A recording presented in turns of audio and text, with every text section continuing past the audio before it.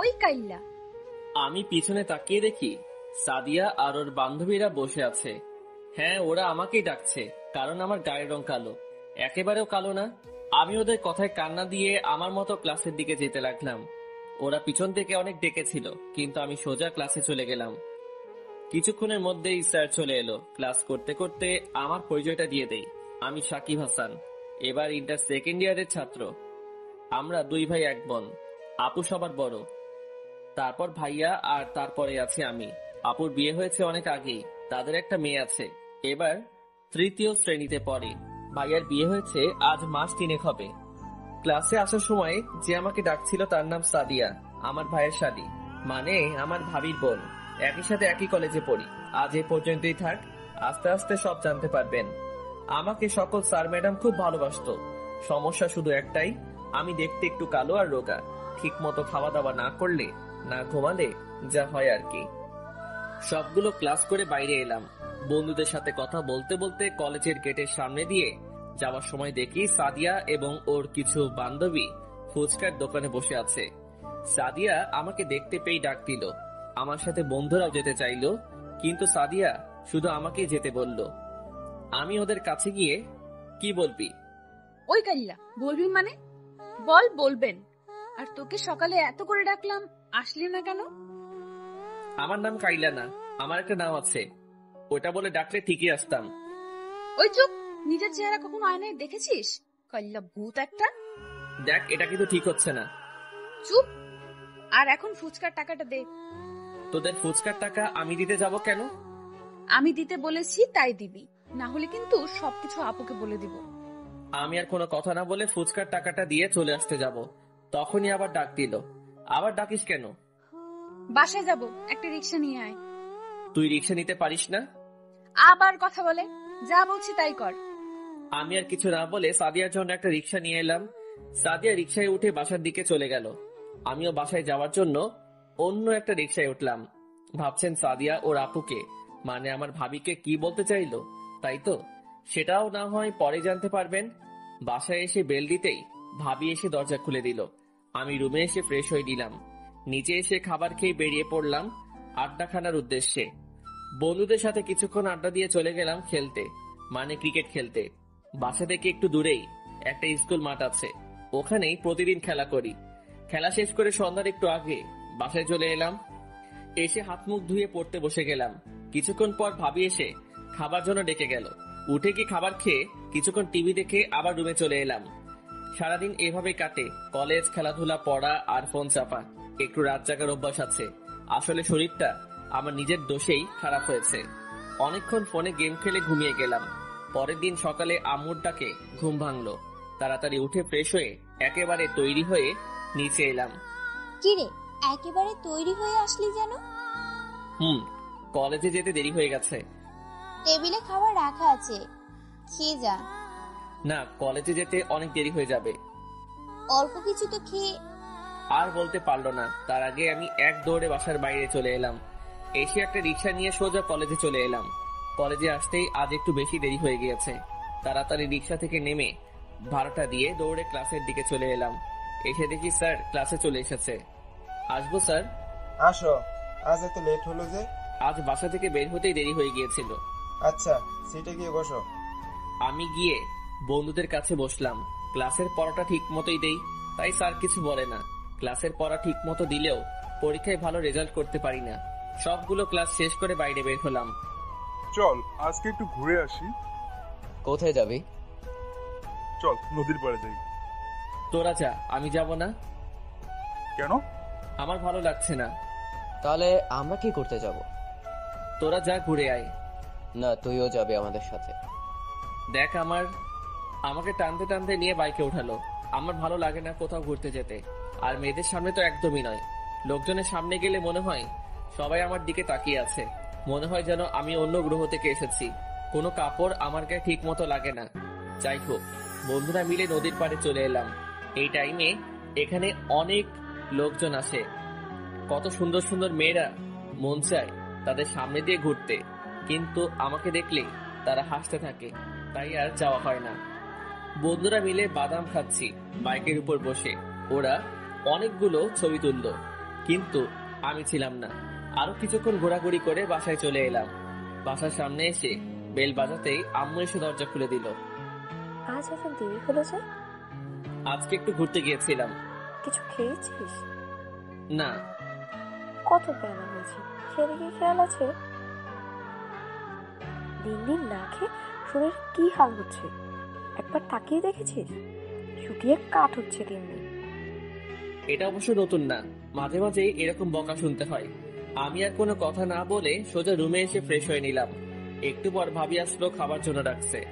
আমি নিচে গিয়ে খাবার খেয়ে নিলাম। তারপর রুমে এসে ঘুমিয়ে গেলাম। বিকেলে ঘুম থেকে উঠে ফ্রেশ হয়ে নিলাম। আজ আর খেলতে যাবো না। ফোন আর হেডফোনটা সাথে নিয়ে ছাদে চলে এলাম। দোলনায় বসে কানে হেডফোন লাগিয়ে গেম খেলতে লাগলাম। সন্ধ্যার দিকে ছাদ থেকে নেমে রুমে চলে এলাম। হালকা কিছু খেয়ে পড়তে বসে গেলাম। পরের দিন সকালে আজও ঘুম থেকে উঠতে দেরি হয়ে গেল। তাড়াতাড়ি উঠে ফ্রেশ হয়ে না খেয়ে কলেজের উদ্দেশ্যে বেরিয়ে পড়লাম। কলেজে আসতেই আজও সেই একই ডাক। ওই কাইল্লার বাচ্চা। সকাল সকাল মেজাজটাই বিগড়ে গেল। আমি কোনো কথা না বলে আমার মতো হাঁটতে লাগলাম। হঠাৎ কে যেন পেছন থেকে হাত ধরে টান দিল। ঘুরে দেখি সাদিয়া। ওই তোর কখন থেকে ডাকছি, কথা কানে যায় না? তোর মতো বাজে মেয়ের আমার সাথে কি কথা আছে? ওই ছোট লোকের বাচ্চা, কি বললি তুই? লাগিয়ে দিলাম একটা সাদিয়ার গালে। তা তুই আরেকটা দেওয়ার সাথে সাদিয়া চুপ হয়ে গেল। আমাকে তো চাকর পেয়েছি, যখন যা করতে বলবে তাই করব। আমার গায়ের রং কালো বলে আমি কি মানুষ না? সাদিয়া চুপ করে দাঁড়িয়ে আছে আর রাগে ফুঁসছে। ছোট লোক আমরা না, ছোট লোক তোরা। শুধু গাড়ি গাড়ি টাকা থাকলে বড় লোক হওয়া যায় না, ভিতরে মনুষ্যত্ব থাকতে হয়। মানুষের সাথে ভালো আচরণ করতে শিখতে হয়। কলেজের সবাই আমাদের দিকে তাকিয়ে আছে। সাদিয়ার মুখ থেকে একটা কথাও বের হচ্ছে না। চোখ দুটো লাল হয়ে গেছে আর পানি ঝরছে। আরে আমি কাকে কি বোঝাচ্ছি? তোর মাথায় তো এসব ঢুকবে না। তুই তো চিনিস টাকা আর অহংকার দেখাতে। আর কিছু না বলে ওখান থেকে সোজা ক্লাসে চলে এলাম। আজ বন্ধুদের মধ্যে শুধু রাহাত এসেছে, ওর সাথে বসে আছি। এদিকে সাদিয়ার কথা। আমি ওখান থেকে চলে আসার পর সাদিয়ার বান্ধবীরা ওর কাছে গেল। ও তোর সাথে এমনটা করতে পারলো? আমি তো বিশ্বাসই করতে পারছি না যে ওর মতো ছিল তোর গায়ে হাত তুলেছে। এর শোধ আমি তুলবো। কি করতে চাস তুই? সেটা সময় হলেই বুঝতে পারবি। ও এখনো আমাকে ভালো করে চিনতে পারেনি। আমি কি করতে পারি ওকে দেখাবো। এখানে কিন্তু দুষ্ট তোর ছিল। তুই এখন ওই লম্পট ছেলের পক্ষ নিয়ে কথা বলছিস? আমি কারো পক্ষ নিচ্ছি না, শুধু যেটা সত্যি সেটাই বলছি। আমি কি তোর থেকে সত্যিটা জানতে চেয়েছি? তোরা থামবি? এখন নিজেদের মধ্যে ঝামেলা বাঁধাস না। চলো, ক্লাসের সময় হয়ে গিয়েছে। তারপর ওরা সবাই ক্লাসে চলে আসে। ক্লাসে এসে আমার দিকে সাদিয়ার চোখ পড়তেই যেন চোখ দিয়ে লাভা বের হতে শুরু করলো। আমার কথা, আমি সাদিয়ার দিকে না তাকিয়ে স্বাভাবিকভাবে বসে আছি। স্যার ক্লাসে এসে ক্লাস শুরু করে দিল। সবগুলো ক্লাস করে বাইরে বের হলাম। সাদিয়ার দিকে চোখ পড়তেই দেখি আমার দিকে অগ্নি দৃষ্টি নিয়ে তাকিয়ে আছে। আমি ওদিকে খেয়াল না করে রাহাতের সাথে গেটের সামনে চলে এলাম। রাহাতকে বিদায় দিয়ে আমিও একটা রিক্সা নিয়ে সোজা বাসায়। রুমে এসে ফ্রেশ হয়ে বিছানায় ধপাস করে শুয়ে পড়লাম। শুয়ে ভাবতে থাকলাম, আমার শরীর স্বাস্থ্য যদি ভালো হতো, আমি যদি ফর্সা হতাম, তাহলে এত কথা শুনতে হতো না। এখানে সৌন্দর্যটাকেই বেশি প্রাধান্য দেওয়া হয়। মানুষের যে একটা ভালো মন থাকতে পারে, সেদিকে কেউ খেয়াল করে না। মনে মনে বলতে লাগলাম, আমাকেও শরীরে যত্ন নিতে হবে। যখন রাগ হয় তখনই এই জেদটা আসে যে আমাকেও শরীরে যত্ন নিতে হবে। কিন্তু রাগ কমে গেলে জেদটা ফুস হয়ে যায়। শালার কেন যে রাগ কমে যায় বুঝি না। রুম থেকে বেরিয়ে নিচে এসে খাবার খেয়ে সাগরদের বাসায় চলে এলাম। এসে বেল বাজাতেই আন্টি এসে দরজা খুলে দিল। এই সাকিব জি, আসো ভেতরে আসো। না আন্টি, এখন ভিতরে যাব না। সাগর কোথায়? আজ কলেজে এলো না? ও একটু ওর নানুদের বাসায় গিয়েছে, আজ বিকালে চলে আসবে। ও আচ্ছা, আন্টি আমি পরে আসবো। আরে আসো, ভেতরে আসো। না আন্টি, পরে এক সময় আসবো। চলি আন্টি। আচ্ছা, পরে এসো কিন্তু। আচ্ছা, আসবো। আমি সাগরদের বাসা থেকে সোজা মমিন চাচার দোকানে চলে এলাম। মাঝে মাঝে এখানে আসি ক্যারাম খেলার জন্য। বেশ কিছুক্ষণ ক্যারাম খেলে বাসায় চলে এলাম। সন্ধ্যার একটু আগে সাগর ওর নানুদের বাসা থেকে এসে ফোন দিয়েছিল। ওর সাথে দেখা করে বাসায় এসে পড়তে বসে গেলাম। পড়া শেষ করে রাতে খাবার খেয়ে ঘুমিয়ে পড়লাম। পরের দিন সকালে আম্মু এসে ডেকে ঘুম ভাঙালো। তাড়াতাড়ি উঠে ফ্রেশ হয়ে নিচে এলাম। আজ একটু সময় থাকতে শুধু 2টা পরোটা খেয়ে কলেজে এলাম। কলেজের ভিতরে ঢুকতেই কেউ একজন আমার নাম ধরে ডাক দিল। তাকে দেখি সাদিয়া। কি হলো ওরা আজ হঠাৎ নাম ধরে রাখছে? আমি ওদিকে কান্না দিয়ে আবার মতো হাঁটতে লাগলাম। হঠাৎ সাদিয়া আমার সামনে এসে দাঁড়ালো। কি হলো? কখন থেকে ডাকছি, শুনতে পাচ্ছ না? হঠাৎ করে সাদিয়া তুমি বলাতে একটু অবাক হলাম। কি হলো? কখন থেকে ডাকছি, শুনতে পাচ্ছ না? হঠাৎ করে সাদিয়া তুমি বলাতে একটু অবাক হলাম। আমার মতো ছেলেকে এত ডাকার কি আছে? আসলে আমি সরি, এতদিন তোমার সাথে যা করেছি সব অন্যায় করেছি। তো আমাকে ক্ষমা করে দাও প্লিজ। আমার কি সে যোগ্যতা আছে? আমি আমার ভুল বুঝতে পারছি। আসলে কালকে তুমি বলার পর থেকে আমার চোখ খুলে গিয়েছে। প্লিজ আমাকে মাফ করে দাও। আচ্ছা ঠিক আছে, নিজের ভুল বুঝতে পেরেছো এটাই অনেক। আমিও তুমি করে বললাম। আচ্ছা তাহলে আজ থেকে আমরা ফ্রেন্ড, একসাথে থাকবো, আড্ডা দিব। ক্লাসমেটরা এমনিতেই ফ্রেন্ড। না এই আর কিছু বলতে না দিয়ে সাদিয়াকে বাই বলে ক্লাসের দিকে চলে এলাম। ক্লাসে এসে সাদিয়া আমার দিকে বারবার দেখছে। আমি সেদিকে খেয়াল না দিয়ে ক্লাসে মন দিলাম। কিন্তু আজ অবাকই হলাম, হঠাৎ সাদিয়ার আবার কি হলো? এত পরিবর্তন? যাই হোক, ওর ভুল বুঝতে পারলেই হলো। সবগুলো ক্লাস করে বাইরে এলাম। সাগর আর রাহাতের সাথে কথা বলতে বলতে গেটের দিকে আসছি, তখনই সাদিয়া ডাক দিল। আমি ওখানে দাঁড়াতেই সাদিয়ার কাছে এসে বলল, চলো ফুচকা খাবো। আমরা সবাই বেশ অবাকই হলাম। কি হলো বুঝলাম না, একবার তুমি একবার তুই। তাহলে আমরা তো এখন ফ্রেন্ড, তাই তুই বলাটাই বেটার। আচ্ছা এত কথা না বলে চলো ফুচকা খাবো। এটা কি তুই বলছিস? কেন বিশ্বাস হচ্ছে না? একটু কষ্টই হচ্ছে। তুই হঠাৎ। থাক আর বলতে হবে না, তুই চল। এই বলে সাদিয়া আমার হাত ধরে টেনে নিয়ে গেল, আর সাথে সাগর আর রাহাত কেউ ডাক দিল। তারপর সবাই মিলে ফুচকা খেয়ে যে যার মতো বাসায় চলে এলাম। বাসায় এসে ফ্রেশ হয়ে নিচে এসে খেয়ে নিলাম। আজ আর বাইরে গেলাম না, রুমে এসে ঘুমিয়ে গেলাম। বিকেলে ঘুম থেকে উঠে চলে গেলাম ক্রিকেট খেলতে। খেলা শেষ করে সন্ধ্যার আগে বাসায় এসে হালকা কিছু খেয়ে রুমে চলে এলাম। কিছুক্ষণ ফোনে গেম খেলে পড়তে বসে গেলাম। প্রতিদিনের রাতটা ঠিক নিয়ম মতোই যায়। সন্ধ্যা এসে পড়তে বসা, পড়া শেষ করে খাবার খেয়ে ঘুমিয়ে যাওয়া। এইভাবেই কলেজ, খেলাধুলা, পড়া আর ঘুমের মাধ্যমে বেশ কয়েকটা দিন কেটে গেল। সাদিয়ার সাথে এখন মাঝে মাঝে কথা বলি, তবে যতটা সম্ভব এড়িয়ে চলার চেষ্টা করি। আমিও সাদিয়াকে ভালোবেসেছিলাম, প্রপোজ করেছিলাম, কিন্তু থাক ওইসব পরে একদিন বলবো। সকালে ঘুম থেকে উঠে ফ্রেশ হয়ে খাওয়া দাওয়া করে কলেজে চলে গেলাম। কলেজ শেষ করে প্রতিদিনের মতো বাসায় চলে এলাম। ফ্রেশ হয়ে খাবার খেয়ে একটু ছাদে এলাম, ফোন আর হেডফোনটা সাথে নিয়ে দোলনায় বসে গেম খেলতে লাগলাম। হঠাৎ গাড়ির শব্দ পেয়ে নিচে তাকিয়ে আমি পুরো থ হয়ে গেলাম। ওনারা এখানে কিভাবে? আমি নিচে তাকিয়ে দেখি সাদিয়া আর ওর আব্বু গাড়ি থেকে নামছে। এখন আবার কি করতে এলো? নিজের বোনের বাসায় আসতেই পারে। আমি আমার মতো আবার গেম খেলতে লেগে গেলাম। একটু পর সাগরের ফোন পেয়ে ফোনটা রিসিভ করে, কোথায় তুই? আচ্ছা তুই কোথায় তাই বল। ছাদে বসে আছি। আচ্ছা থাক, আমি আসছি। আচ্ছা আয়। একটু পরে দেখি সাগর এসে আমার পাশে বসলো। এত তাড়াতাড়ি কোথা থেকে আসলে? আমি তোদের বাসার সামনে দাঁড়িয়ে ফোন দিয়েছিলাম। কোথায়, এদিকে কোথায় এসেছিলি?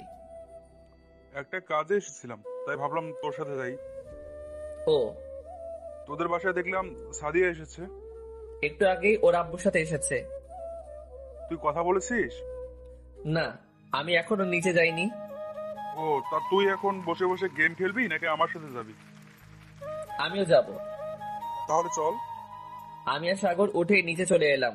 এসে দেখি সাদিয়া সোফায় বসে টিভি দেখছে। আমি ওর সাথে কথা না বলে আমার রুমে চলে এলাম। হেডফোনটা রেখে এসে দেখি সাগর সাদিয়ার সাথে কথা বলছে। সাগর চল। কি রে, কোথায় ছিলি? তোকে দেখাই গেল না। ছাদে ছিলাম। এখন কোথাও যাবি? খেলতে। আমি আর ওখানে না দাঁড়িয়ে সাগরকে নিয়ে বাইরে চলে এলাম। এসে দেখি আব্বু আর আঙ্কেল আসছে। কেমন আছেন আঙ্কেল? ভালো বাবা, তোমার শরীরের কি অবস্থা? দিন দিন শুকিয়ে যাচ্ছ কেন? ঠিক মতো খাওয়া দাওয়া করে নাকি? শুধু এখানে সেখানে ঘুরে বেড়ায়। ঘুরাতে তো সমস্যা নেই, কিন্তু ঠিক মতো খাওয়া দাওয়া তো করতে হবে। কতবার বলেছি কথা শুনলেই তো হয়। আচ্ছা আঙ্কেল, রাতে এসে কথা বলবো। না বাবা, আমি চলে যাবো এখন। আজ আসলেন আর আজই চলে যাবেন? কাজ আছে। সাদিয়া বারবার আসতে চাইছিল, তাই ওকে রেখে যেতে এসেছি। ও কিছুদিন থাকবে এখানে। ও আচ্ছা আঙ্কেল, তাহলে সময় হলে আবার আসবেন। আচ্ছা, আর তোমরা তো যেতে পারো। যাবো আঙ্কেল, সময় হলে গিয়ে ঘুরে আসবো। আমার দেরি হয়ে যাবে। তাহলে সাবধানে যাইয়েন। ঠিক আছে। আমি সাগরের সাথে সোজা স্কুল মাঠে চলে এলাম। আজ একটা ক্রিকেট ম্যাচ আছে। আমি দেখতে রোগা হলেও ক্রিকেট বেশ ভালোই খেলি। যাই হোক, খেলা শেষ করে সন্ধ্যায় বাসায় চলে এলাম। এসে দেখি সাদিয়া, আম্মু, ভাবি সবাই একসাথে বসে গল্প করছে আর টিভি দেখছি। আমি কোনো কথা না বলে সোজা আমার রুমে চলে এলাম। এসে হাত মুখ ধুয়ে ফোন চাপতে লাগলাম। এখন আর নিচে যেতে পারবো না, গেলে সাদিয়ার সাথে দেখা হয়ে যাবে।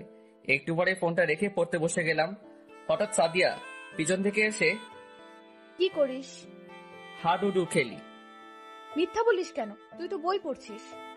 তাহলে দেখতেই তো পাচ্ছিস, আবার জিজ্ঞেস করিস কেন? তুই রেগে যাচ্ছিস কেন? আমি আবার কোথায় রাখলাম? আচ্ছা বাদ দে, আমাকে একটা বই দে, আমিও পড়বো। ওই যে ওখানে আছে, যেটা ভালো লাগে নিয়ে পড়। তারপর আমি আমার মতো আবার পড়তে লাগলাম। সাদিয়াও একটা বই নিয়ে পড়তে শুরু করলো। পড়ার এক পর্যায়ে হঠাৎ ফোনটা বেজে উঠলো। তাকিয়ে দেখি মারিয়া ফোন করেছে। কে বলছেন? আমি মারিয়া। কাকে চাই? কি বলছিস এসব? আমি আপনাকে চিনি না। তুই আমাকে চিনতে পারছিস না? না। আমি মারিয়া। কোন মারিয়া? কুত্তা, তুই আমাকে চিনিস না তাই না? না। দেখ, এখন রাগাস না। আমি সরি বলছি তো। কিসের সরি? আমি সত্যি ভাইয়ার বিয়েতে আসতে চেয়েছিলাম, কিন্তু আব্বু আম্মু যায়নি, তাই আমাকেও যেতে দেয়নি। হয়েছে, তোদের আর আসতে হবে না। তুই এত রাগ করছিস কেন? আমার কাজ আছে, বাই। প্লিজ রাগ করিস না, আমি আর কিছুদিন পরে আসবো। কবে? আর কিছুদিন পর আব্বু একটা কাজে ওই দিকে যাবে। আমি আব্বুর সাথে গিয়ে ওখান থেকে তোদের ওখানে চলে যাব। সত্যি তো? সত্যি। চাচ্চু এখন কোথায়? অফিসে। আর তোর আম্মু? বাসাতেই আছে, কাজ করছে। একটু দে, কথা বলবো। তারপর মারিয়া ফোনটা ওর আম্মুর কাছে নিয়ে গেল। আমি কিছুক্ষণ কথা বলে রেখে দিলাম। ওহো, আপনাদের তো বলাই হয়নি। মারিয়া হচ্ছে আমার চাচাতো বোন, ঢাকায় থাকে। আর ওরা ভাইয়ার বিয়েতে আসছিল না, তার জন্যই একটু রেখেছিলাম। আমি আমার মতো আবার পরে মন দিলাম। কে ফোন করেছিল? আমার চাচাতো বোন। ওরা কোথায় থাকে? ঢাকাতে থাকে। ও, আমি কি ওকে কখনো দেখেছি? না, ওরা বিয়েতে আসছিল না। ও। তারপর আর কেউ কোনো কথা বললাম না। একটু পরেই ভাবি আসলো। কিরে, তোদের পড়া শেষ হয়েছে? এই তো প্রায় শেষ। চল, সবাই বসে আছে খাবার টেবিলে তোদের জন্য। চলো। পড়া থেকে উঠে নিচে এসে খাবার খেয়ে নিলাম। ওখানে আর না থেকে সোজা রুমে চলে এলাম, কারণ ওখানে থাকলেই আমাকে নিয়ে কথা হতো, বিশেষ করে আব্বু। যখনই আব্বুর সামনে যাই তখনই আমার শরীর নিয়ে কথা বলে। রুমে এসে ফেসবুক গোতাতে লাগলাম। ফোন চাপতে চাপতে কখন ঘুমিয়ে গিয়েছি মনে নেই। পরের দিন সকালে ভাবির ডাকে ঘুম ভাঙলো। উঠে গিয়ে ফ্রেশ হয়ে নিলাম। নিচে গিয়ে খাবার খেয়ে কলেজে যাওয়ার জন্য তৈরি হচ্ছি। এমন সময় ভাবি এসে বলল, তোর সাথে সাদিয়াকে নিয়ে যাস। ও তো একাই যেতে পারে।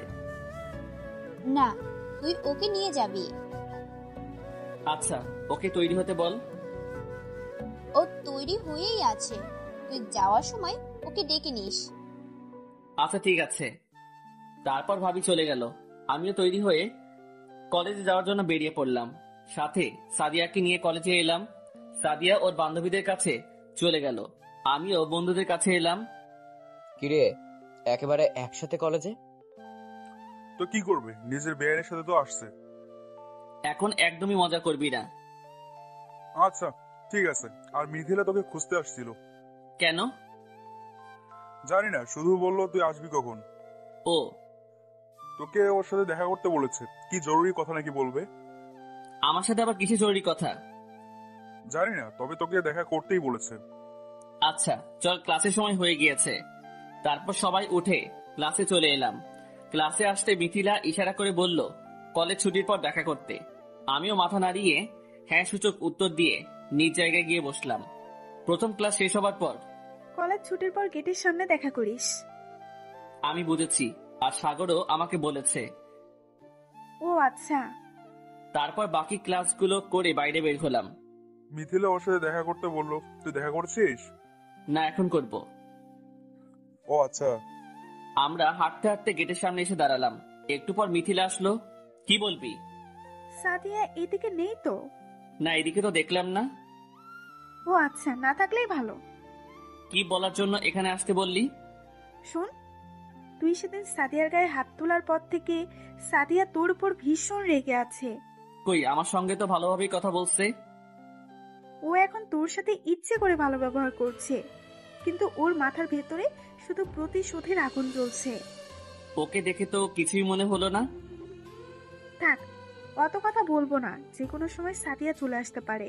শুধু এইটুকু বলছি, তুই যতটা সম্ভব সাদিয়ার থেকে দূরে দূরে থাকবি আর সাবধানে থাকবি। ও সুযোগ পেলেই তোর ক্ষতি করবে। আচ্ছা, দেখি কি করা যায়। দেখি না, তুই ওর থেকে সাবধানে থাকবি। যে কোনো সময় সাদিয়া চলে আসতে পারে। আমি গেলাম, বাই। আচ্ছা ভাই। একটু পরে দেখি সাদিয়া আর ওর বাকি বান্ধবীরা আসছে। সাগর আর রাহাত চলে গেল। আমি নিজের মতো দাঁড়িয়ে আছি। কি রে, বাসায় যাবি না? যাব। তাহলে চল। আমি একটা রিক্সা নিয়ে এলাম। সাদিয়া আর আমি রিক্সায় উঠতেই সাদিয়ার বান্ধবীরা আমার দিকে তাকিয়ে একটা শয়তানি হাসি দিল। আমি সেদিকে খেয়াল না করে রিক্সাওয়ালা মামাকে চলে আসতে বললাম। বাসায় এসে আমি আমার রুমে এসে ফ্রেশ হয়ে নিলাম। একটু পরে সাদিয়া আমার রুমে এলো। কি করিস? দেখতেই তো পাচ্ছিস। একটা কাজ করে দে না। এখন আবার কি কাজ? মাত্র কলেজ থেকে আসলাম। একটু বাজারে যা।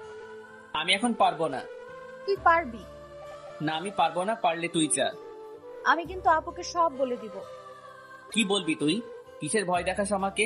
যা, তোর যা ইচ্ছা তুই বল। আমার সামনে ভাব নিয়ে কাজ হবে না। আমি তোর সামনে মোটেও ভাব নিচ্ছি না। আর তুই এখন এখান থেকে যা। আমি কোথাও যেতে পারবো না। তুই আমার কথা শুনবি না? তুই কে রে, তোর কথা শুনতে হবে? তোর ভাগ্য ভালো যে আমার গায়ে হাত দেওয়ার পরেও তুই এখনো ভালো আছিস। তুই আবার কি করবি? তোর মতো মেয়ে পারে শুধু অহংকার দেখাতে। আমি কি পারি আর না পারি সেটা তোকে দেখাবো। যা, তুই যা করতে পারিস করিস। সাদিয়া আর কিছু না বলে রুম থেকে বেরিয়ে গেল। আমি ভাবতে লাগলাম, হঠাৎ আজ আবার এরকম করছে কেন? আজ কলেজ থেকে আবার কি বুদ্ধি করে আসলো কে জানে। যাই হোক, মিথিলার কথাটাও মানতে হবে। আমি আর বসে না থেকে নিচেই গিয়ে কিছু খেয়ে নিলাম। সাগরকে ফোন দিয়ে বাইরে বের হয়ে এলাম। এসে খেলাধুলা করে সন্ধ্যার দিকে বাসায় ফিরলাম। বাসায় আসতেই, তুই সাদিয়ার সাথে এরকম ব্যবহার করিস কেন? আমি আবার কি রকম ব্যবহার করলাম? ওই তো আমার সাথে সবসময় বাজে ব্যবহার করে। সাদিয়া তো বলল তুই ওর সাথে বাজে ব্যবহার করিস। বিশ্বাস করো ভাবি, ওই আমার সাথে এরকম করে। না হলে তুমি ওর বান্ধবীদের কাছে শুনে দেখো। আর সাদিয়া আমাকে ছোট লোক কাইলা এসব কিছু বলে। সাদিয়া, এদিকে আয়। কি হয়েছে আপু? সাদিয়ার নজর আমার দিকে পড়তেই একটা শয়তানি মার্কা হাসি দিল। সাদিয়া ভেবেছে হয়তো ভাবি আমাকে বকেছে। তুই সাকিবের সঙ্গে বাজে ব্যবহার করিস কেন? আমি কিরকম ব্যবহার করি? ওই তো আমার সঙ্গে এরকম করে। চুপ, আমি সব জানি, তোর বান্ধবীদের থেকে শুনেছি। আসলে আপু। চুপ, নিজের দোষ করে আবার আরেকজনের দোষ বলতে এসেছিস। আপু, তুই কাকে ছোট লোক বলিস? ওরা যদি ছোট লোক হয় তাহলে আমাকে এই ছোট লোকের মধ্যে বিয়ে দিলি কেন? ভুলে যাস না এখন আমি এই বাড়ির বউ। সরি আপু। আমি ওখান থেকে এসে সিঁড়ি দিয়ে উপরে উঠতে যাব। সাদিয়া পিছন থেকে এসে বলল, কাজটা ঠিক করলি না। আমার যেটা ভালো মনে হয়েছে সেটাই করেছি। এই জন্য তোকে পস্তাতে হবে। আমি এদিকে কান্না দিয়ে সোজা রুমে চলে এলাম। প্রতিদিনের মতোই পড়া, ফোন চাপা, খাওয়া, ঘুমানো, এভাবেই রাতটা পার হয়ে গেল। পরের দিন সকালে দেখি সাদিয়া আমার রুমে। তুই এত সকালে আমার রুমে কি করিস? কাজ আছে তাই আসলাম। আমার রুমে তোর কিসের কাজ? যা এখান থেকে। যাব, তবে তুই আজ বুঝতে পারবি আমার গায়ে হাত তোলার পরিণাম কি হতে পারে। কি করবি তুই? দাঁড়া, দেখাচ্ছি। দরজা কেন নক করলি? কলেজে সবার সামনে আমাকে থাপ্পড় মেরেছিস, আপুর কাছে আমাকে খারাপ বানিয়েছিস। তুই ভেবেছিস তোকে এমনি এমনি ছেড়ে দিব?